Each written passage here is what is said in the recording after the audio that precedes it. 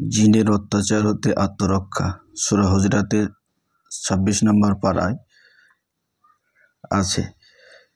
সূরা হুজরাত লিখে ঘরের দেয়ালে সংরক্ষণ করে রাখলে ভূত প্রেতের অনাচার থেকে রক্ষা পাওয়া যায়। নিম্নের তাবিজখানা সাথে রাখলে জিন পরি ও ভূতের আসর লাগবে না। তাবিজটি হলো একেবারে ছোট্ট তাবিজ, বিসমিল্লাহির রহমানির রহিম অথবা নিম্নের তাবিজ লিখে ঘরের দরজায় লাগালে জিন পরির আসর দূর হয়। এই তাবিজটি দেখতে পাচ্ছেন।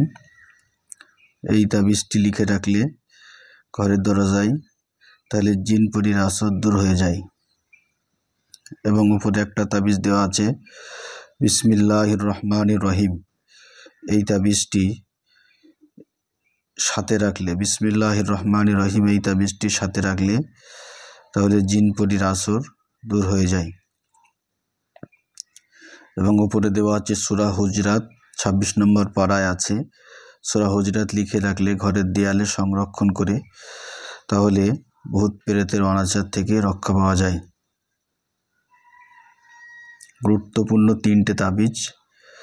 তিনটে তাবিজই পরীক্ষিত এবং খুবই ফলদায়ক। এক নম্বর হচ্ছে সূরা হুজরাত 26 নম্বর পারায় এই সূরাটি দেয়ালে লিখে সংরক্ষণ করে রাখলে ভূত প্রেতের অনাচার থেকে রক্ষা পাওয়া যায়। দ্বিতীয় নম্বর হচ্ছে বিসমিল্লাহির রহমানির রহিম। বিসমিল্লাহির রহমানির রহিম তাবিজখানার সাথে রাখলে তাহলে জিন পরি ভূতের আসর লাগবে না। এই সর্বশেষ এই তাবিজটি দেখতে পাচ্ছেন। এই তাবিজটি লিখে ঘরের দরজায় লাগালে জিন পরির আসর দূর হয়ে যায়। খুদা হাফেজ।